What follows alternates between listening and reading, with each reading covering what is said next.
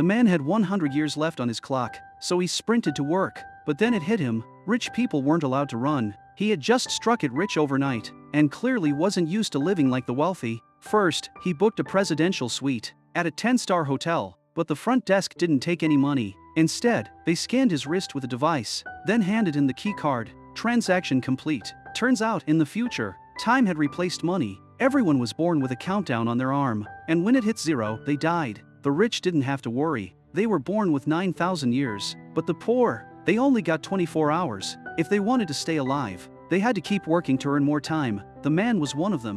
Every morning the first thing he did was check his time, terrified of seeing it run down. Even worse, he had a mortgage to pay. As if that wasn't enough pressure, the cost of living kept rising. Today, a cup of coffee cost him 4 minutes. Yesterday it was only 3, but he had no choice. With 14-hour shifts of grueling labor ahead, coffee was a necessity. When payday came, he didn't even get his full wages, since he hadn't hit his quota. They docked his time. Frustrated, he hit the bar to drown his sorrows. That's when he spotted a rich guy, casually sitting there with 100 years to his name. It didn't take long for the time thieves to notice him too. They were ready to drain him dry. At the last second, the man stepped in and saved him.